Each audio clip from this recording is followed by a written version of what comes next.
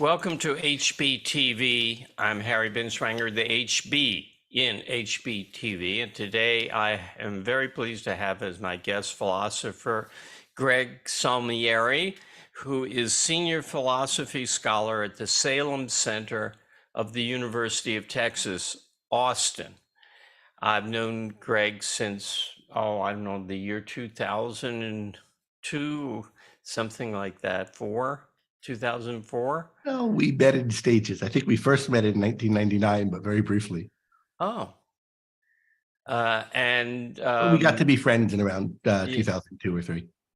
and he is a tremendous intellect and force to be reckoned with in the objectivist movement and the outside world. So I was talking to him about what to have. I wanted to have him on to talk about anything. And I was discussing the time that we spend on HBO and elsewhere in the objectivist movement, arguing about which is worse, the Republican right, maybe the Trump right, or the woke progressive left. And Greg was raising a question about the validity of the question, and he got into an interesting and I think unique, but he's not willing to claim that, certainly different viewpoint. And Greg, perhaps you can outline that for us now. Yeah, and I think it, first of all, makes a lot of sense if you're talking about a particular election. Who's worse, who's more dangerous, the Democrats or the Republicans? One of these two are going to win, and we have to make a decision which. And, on different elections, I've gone different ways. But if we're talking broader scale than one election, if we're talking about who do we want to see grow in the culture, who's the more dangerous force, which side should we be more on? I think that way of thinking has a kind of fails to appreciate what's wrong with the culture and what a culture that's gone wrong looks like. It treats it as though one of these sides is right and the other is wrong, or one is the danger and the other is the defense against it. But the way I think about the sides in the cultural battle is much more like I think about it if I lived in a neighborhood that was torn by gang violence, and they were the Crips and the Bloods.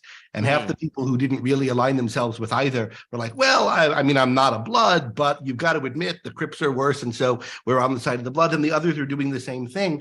But it's not like either of these groups are for anything good or real. And what they have each right about them, I think, if you think about the left and the right as kind of cultural tribes, is simply they're able to point out things that are wrong with the other.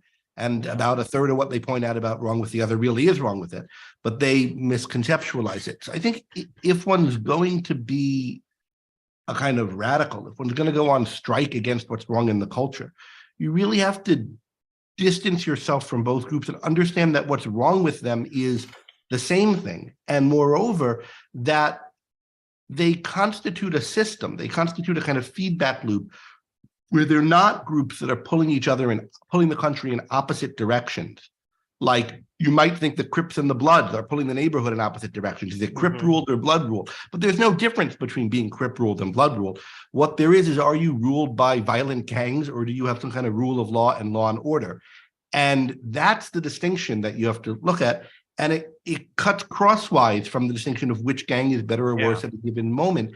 The progression that we're in a mixed economy is a progression of the economy of the country getting more and more lawless, with certain forces countervailing that sometimes, but getting more and more lawless, more and more prone to arbitrary force, more and more tribal.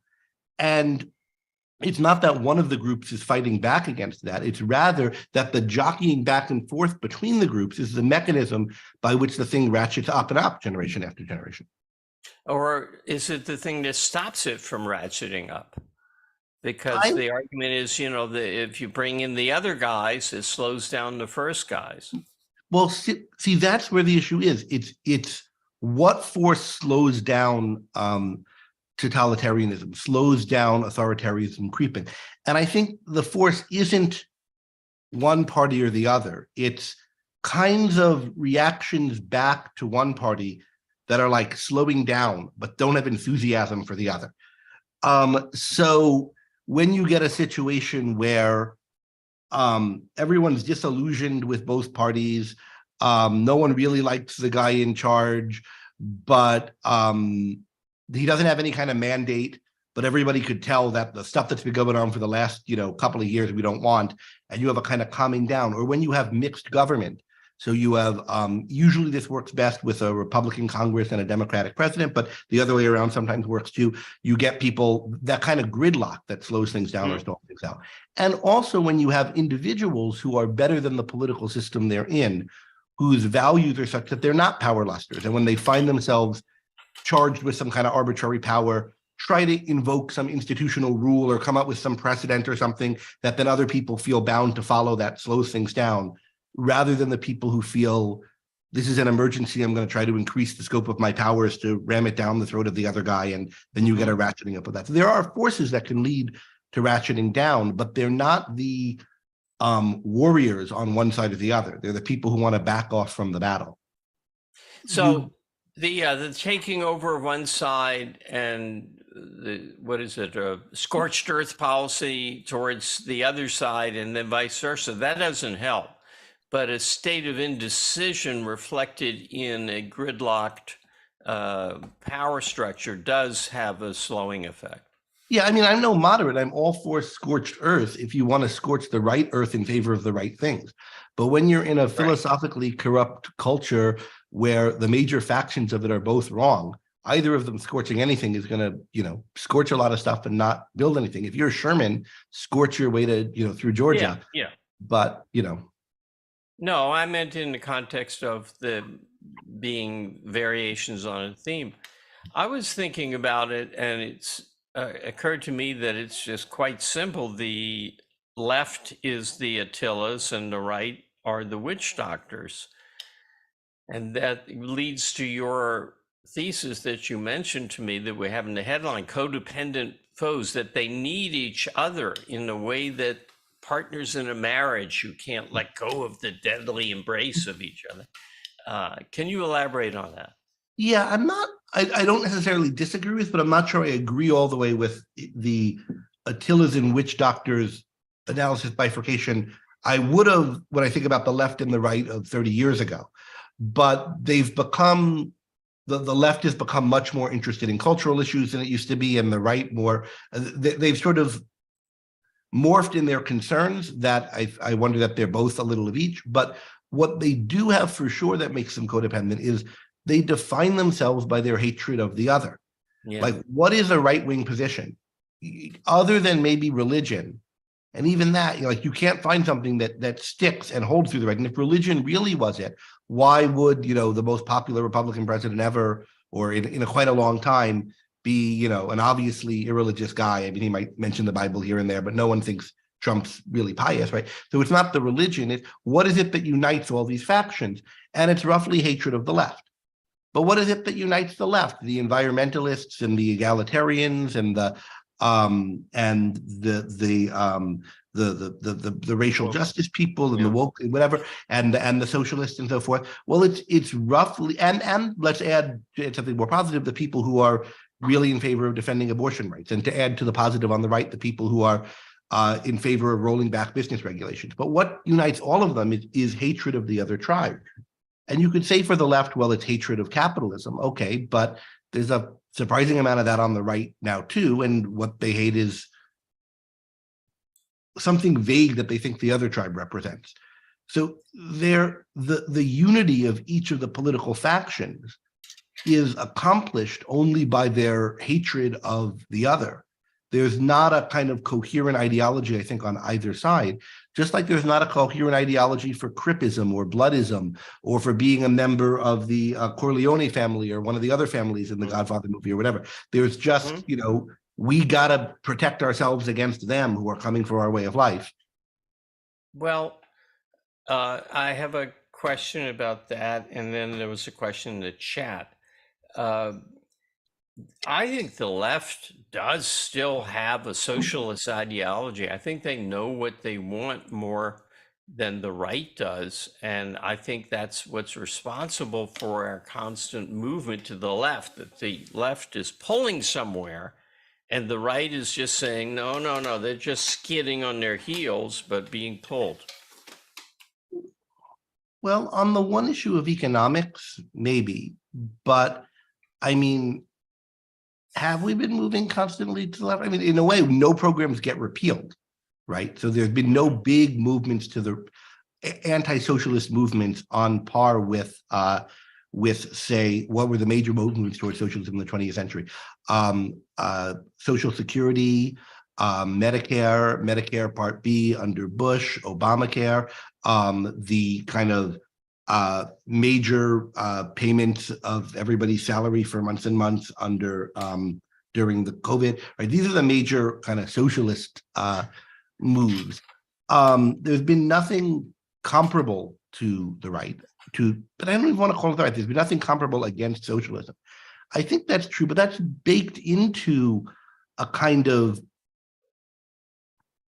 type of government where the principles are all gone and where people are vying for power. There definitely are committed socialists, people who are real socialists. But I mean, the average Democratic politician is not that. Joe Biden's not a committed socialist. Right. Bill Clinton wasn't a committed socialist. Right. Most of the people, Bernie Sanders maybe is, but but in principle, there's just so little difference in what they hold. I mean, you have to get the difference in how socialists, Kevin McCarthy and Alexandra Ortiz is, you've got to measure it in the parts per billions. And there's very little difference. How about this? Here's a viewpoint. Bernie Sanders, Elizabeth Warren, AOC poll on their people on the left, who pull on people in the middle, who pull on the conservatives, and on the right, the people, I don't know, Steve Bannon, I don't even know who they are. They don't have any program. They don't have any proposals. They're not pulling back. They're just saying no. Well, they don't have any proposals on economics. They have proposals on other things. Well, to repeal the abortion issue and to repeal the abortion, other things are indistinguishable. Organize the country around nationalism and opposition to immigration and trade, which used to be a left issue. Now it's an issue on which the right is pulling the left, right? So it's an issue the right took up, but now they're pulling, everyone else on it. Notice Biden has all the Trump economic policy in regard to other countries. The two things that they've adopted that came from the left, which is the two things the right has adopted that are bad that came from the left: the opposition to big tech, big pharma, big whatever, and really the tariff issue, which used to be a leftist protection of the unions. And now, wasn't, and had been. So that's part of the other kind of issue. You could, if we don't think about this as ideological factions, I don't think they are ideological. I don't think it's true. You can find some committed socialists on the left. You could find some committed Catholic theocrats and so forth on the right, or and you could find one or two capitalists somewhere on the right who still think of themselves as on the right. But or somebody who's like a Paul Ryan. I wouldn't call him a committed capitalist, but if you had to pick an issue he was on about, it's about economic freedom and entitlement reform. If you can find people like that, and you can find the equivalent socialists on the left, but they're not what the coalition is about or what's driving it. What's driving it is this kind of culture wars issues, and have been for, I think, quite a while, longer than I realized. But I now think, going back certain into the 90s. And probably further, at least as part of it. And if you think about if it's not about ideas, the ideas follow where the tribes are going and what's seen as a wedge issue and et cetera. It's not, ideas ultimately drive history, but the basic ideas we have here are the same. They're factionalism, tribalism, force, get what we can out of our group, no real ideals. And so I think once you recognize that you're dealing with these kinds of gangs that are creations of a mixed economy and creations of a culture that doesn't have much respect for rights or individualism, Then you have to think about the specifics of what the groups are dealing with now based on things that are more trivial. It's not, I don't think it's that deep what's driving them. And as for the, where the ideas are in the culture, I mean, we can talk about, there's truth to that the poison came in through the universities, all these kinds of anti-capitalist, anti-freedom ideas. But that happened 150, 200 years ago. That cancer is metastasized and spread. And it's not like you only find egalitarianism among, university type professors. You find it among people whining that there's a war on Christmas and Christians don't get a fair shake anymore and wanting to play the victims and that. You find it all over the place. And the point isn't that any of these particular grievances aren't warranted. All kinds of people have legitimate grievances about times or ways in which they've been mistreated. But the kind of anti-personal responsibility, make a victim of yourself, snowflakey kind of narrative, isn't a preserve of elites and hasn't been for some decades now, right? It's, I think, in the whole culture. Yeah, but where are you taking that? So I don't, go ahead. I was just going to say it's supported by the academic establishment and of course, the editorial writers and the media personalities, meaning the Hollywood types. And the So, pastors and the right-wing media personalities as well as the left, just in slightly yes, different guises. So it's, and in a way they're more popular. I mean, Fox News has many, many more viewers than CNN, for example. yeah, I mean, I wonder if it might be that if you combine CNN and a bunch of other left-wing things, it's equal or more, but it's certainly not the case that you can be boo-hoo about Fox, like some people want to. It's this tiny little island way out of the mainstream. It's, it's a big chunk of journalism. It's the biggest watched network. It's got a lot of people. Yeah.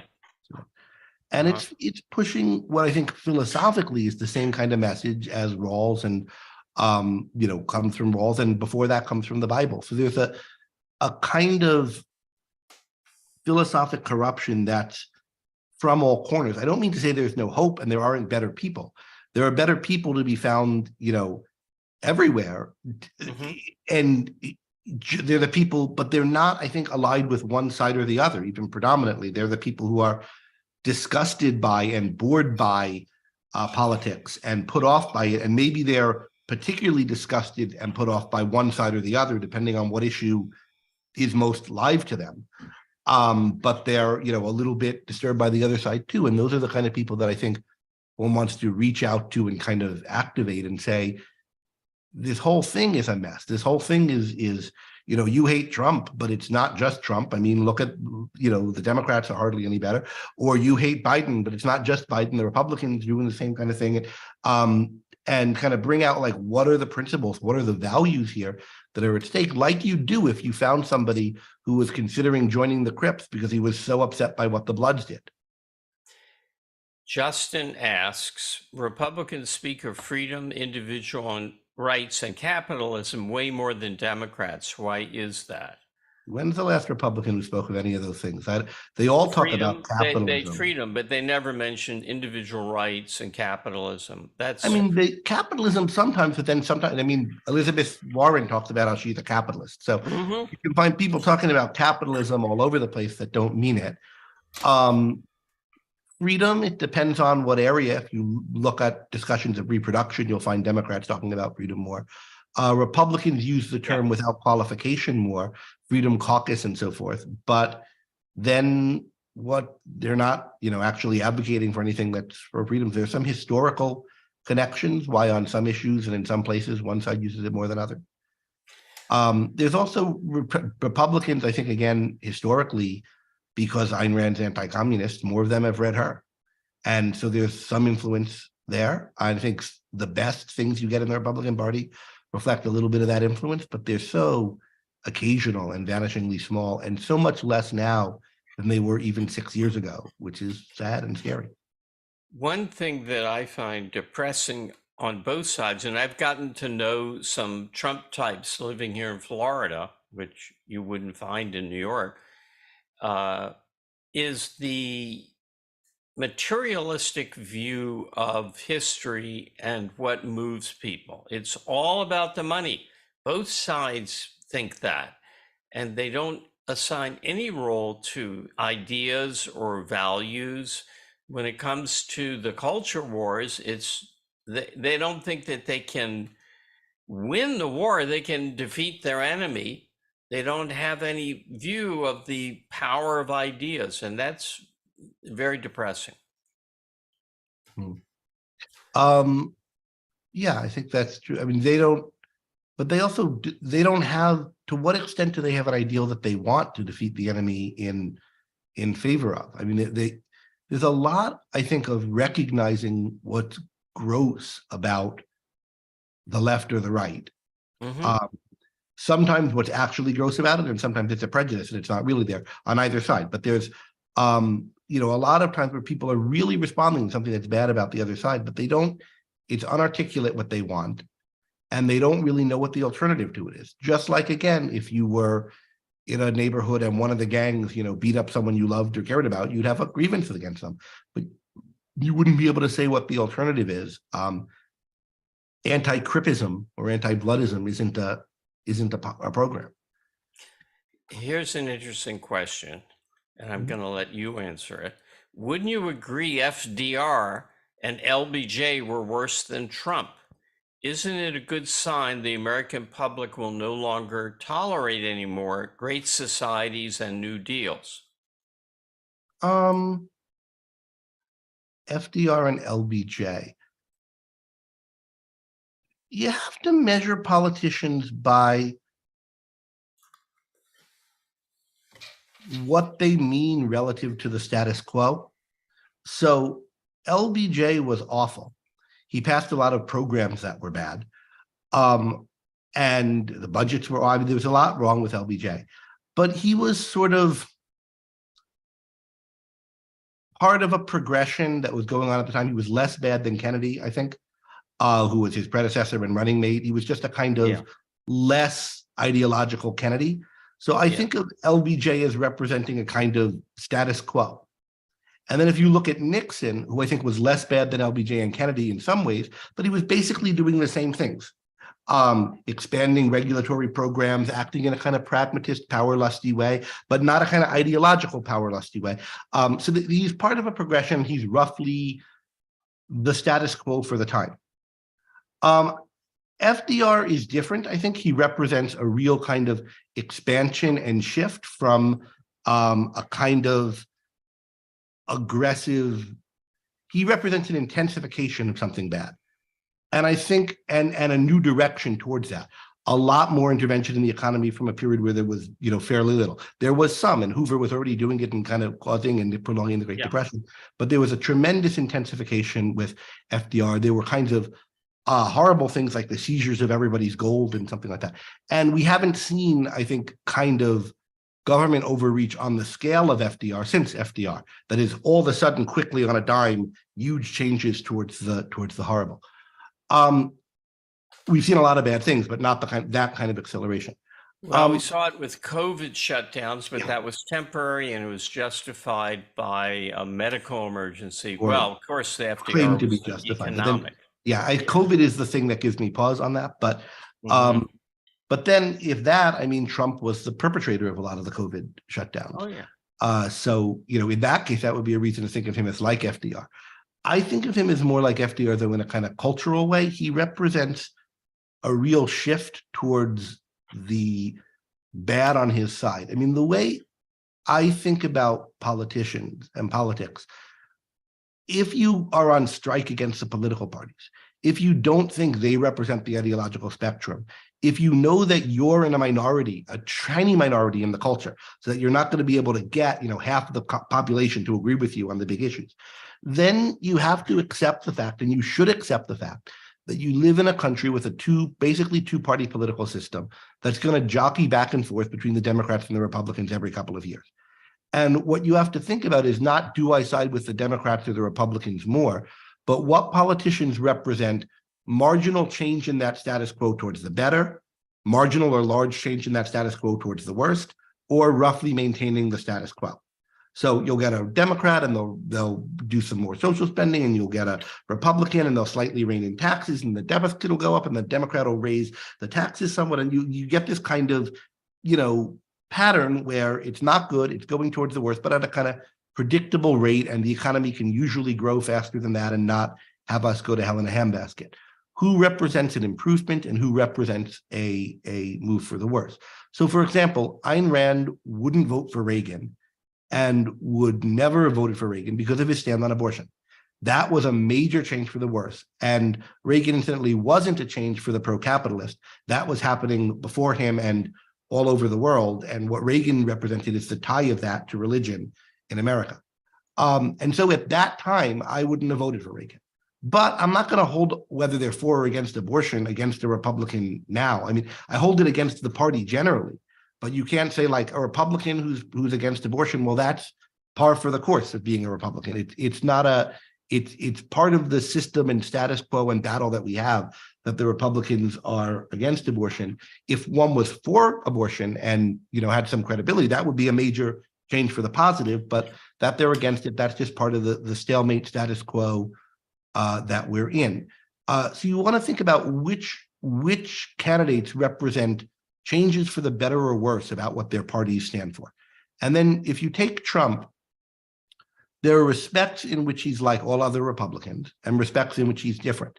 In literally every single respect in which he's different, he's way, way, way worse.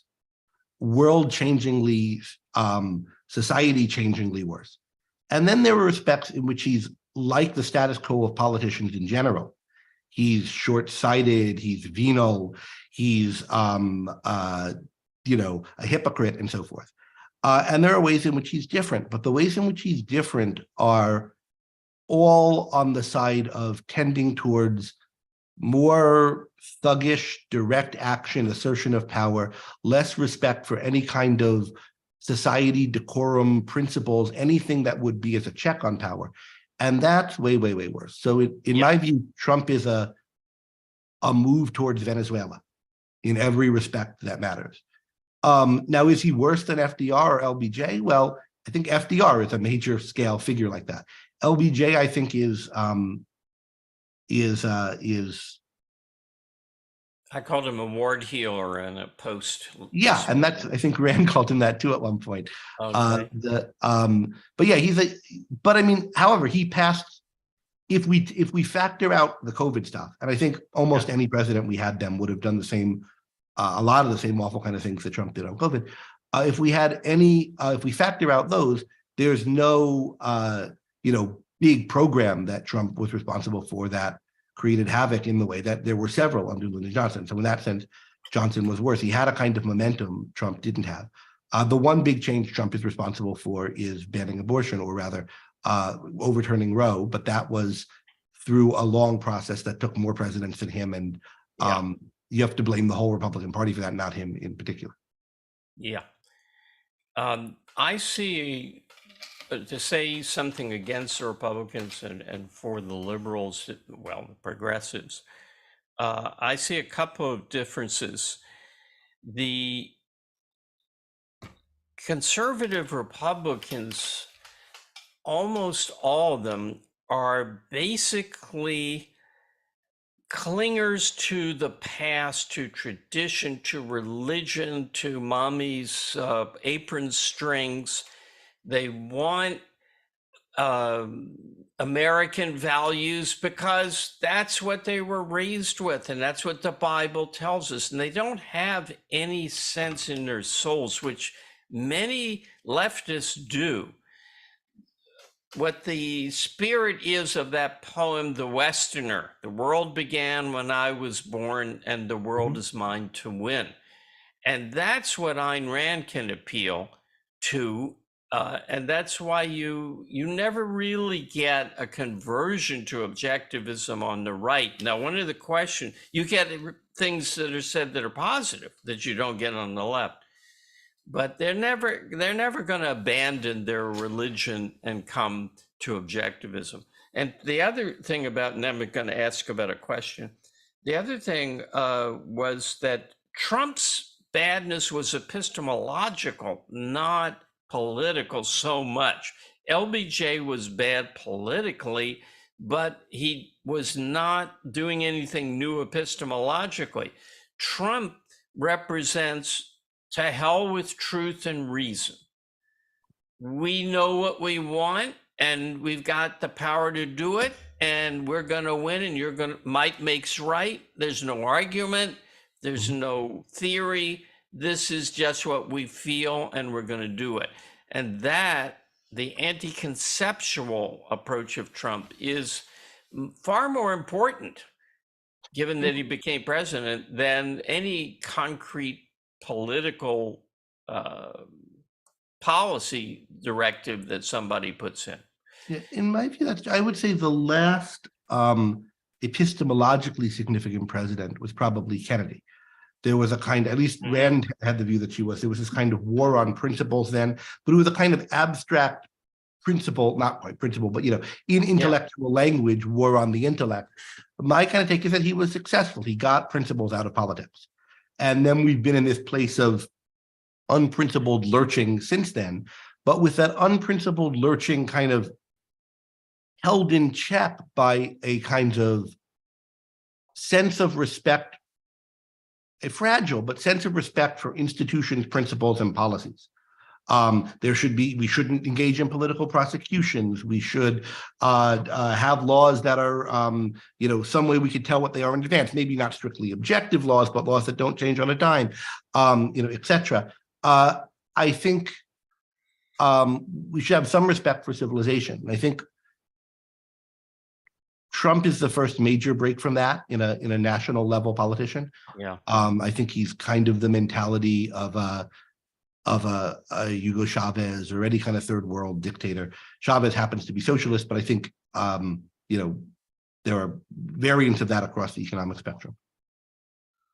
Yes, but you mentioned something else about whether liberals have this more, or leftists have this more pro-American Western, the Westerner, the world began when I was born sense of life. I've certainly met people who think of themselves as moderately politically left, or who are more attracted to the political left than to the political right, who have that. But I've also met the opposite, people who are more attracted to the political right than to the political left that have it. I think both of these things, both of these political tribes, are essentially trying to crush that. They're anathema to that whole spirit of life. And depending on what particular field someone's interested in, what their particular goals and ambitions are, in what ways they want to make something of this world for themselves, right? And what path they've taken through life so far and where they've come through, they'll either have come against the more onerous aspects of the left or the right doing that, and so they'll be more against the left or the right. And it's only a small subset that really fully resonates with that Westerner, and that's willing to make their, change their political views around it. But I think that subset could be found among people who are tepidly on either side. And I don't know that it's more liberals or more conservatives one way or the other. I think it has to be more leftist because religion and religion per se is so obedience oriented, and B, the thing they like about religion is the values, and the values are soaked in altruism. Now, grant you, someone who's they probably don't think of it that way. They probably don't think of it as, well, Mother Teresa's what it's all about. We've got to have that. They think about, well, being honest, upstanding, forthright, self-reliant.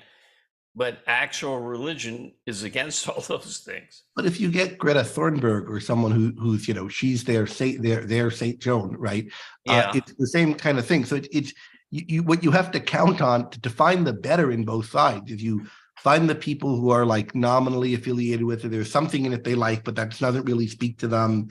It's they're not really religious conservative. Maybe they go to a church on Sunday where they don't pay too much attention, and what they're interested in is like Columbus and Thomas Jefferson, who strike them as heroic in some ways, and maybe they're even incorrectly downplaying those people's flaws, but what's appealing to them is a sense of the heroic or adventurous or grand or whatever, or the Westerner for that matter, who you're more likely to find a conservative who tells you he likes that poem than a leftist who tells you he likes, those genocidal cowboys, right? So I mean, that poem in particular, I think you'll find more Republicans having it on their bookshelf maybe than Democrats, but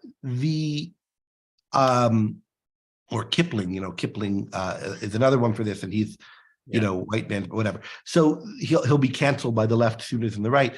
But which of them really have the spirit of it? And you have to find the people who are driven by values, and their attraction to the left or the right gang is because they're sensitive to how the other gang is impeding those values, and not so sensitive to how the gang that they're interested in is impeding them. And then I think the intellectual strategy is to try to get them to go on strike. I mean, people talk, I think, rightly about, as a kind of example of the striker Atlas Shrugged, the walk away, that Black people should walk away from the Democratic Party. And they should, and businessmen should walk away from the Republican Party. There are preserves of people who, cling to a certain party for fear of the other party, and maybe they have some reason to, but they should drop that association. Maybe still vote for the Republican or the Democrat this election if in the full context you think right now this is the immediate danger, but don't think of, I'm part of the program of these people are the firewall keeping out the evil from flooding in. They're part of the system that's bringing the evil in. And it might be that, you got to vote for this one this time. But when you're thinking more longer term than which box to check in the polling place, I think you have to think not about which party is better, but how to promote the best people on each side and demote the worst. And most importantly, get the better people to see themselves not fundamentally as of that side, but as for reason, for reality, for values, for America, and to see the parties, the political structures, the tribes as against all those things. Final question, Greg. It says, Greg, you made a case for Rand's appeal to liberals in Washington Monthly in 2020. I'm not I don't familiar remember with that. Was I in Washington? What is Washington Monthly? I don't know. I guess it's a periodical. Have you had much success finding people on the left that like Rand? That's the real question. I've had a lot of success in, finding people, students mostly, who, are many of them left of center in their values, who respond positively to objectivist literature that they read in class, or that, come to a talk and like it. Not, I can give you an army of these people who are setting the world on fire, but people who in term papers or in discussions with me afterwards said things that they like. I've also had success with people on the right. I don't think there's, my view isn't we should be looking for people on the left. It's you should be looking for the better people wherever you can find them. And I don't know what this Wash Monthly thing is. Maybe I was interviewed somewhere. But I think we shouldn't, Pittsburgh Quarterly, that was someone interviewed me. But I think it's, if I mention the left in particular, it's because people think you can't find anyone there. And I think it's, if I think about people who became objectivists who are bright and powerful and having an influence, some of them came from the left and some of them came from the right. Yeah, and I mean, Yaron and Nikos, both were socialists or beyond. Mm-hmm. So, I guess if I came from one or the other, I came from the right, but I came from it so early and got disaffected with it so early that I don't know how I count. So, Okay, we are over our allotted time, and we have to be good little soldiers, so we are going to draw a line. I want to thank you so much, Greg, for coming, and I wish the news were happier than it is, but it isn't, and we have to deal with the facts as they are. So the news about the culture, yeah, right. But let's try to end on a positive. Okay. Right? What's it's good sunny. going on in the world? It's sunny.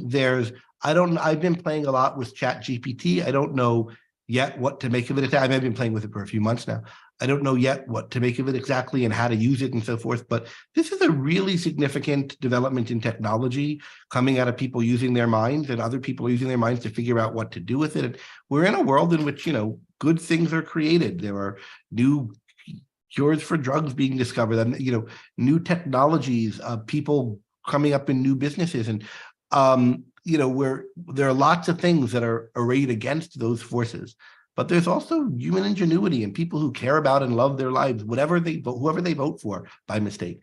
And we gotta not miss out on those people and what they're creating, and recognize that all the stuff that's bad is bad because it's a sap-on and threat to that stuff that's good. And if you lose sight of the good, there's no point to being worried about the bad.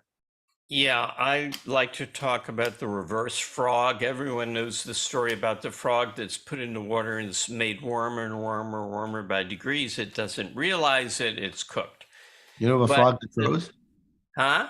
You know of a frog that froze?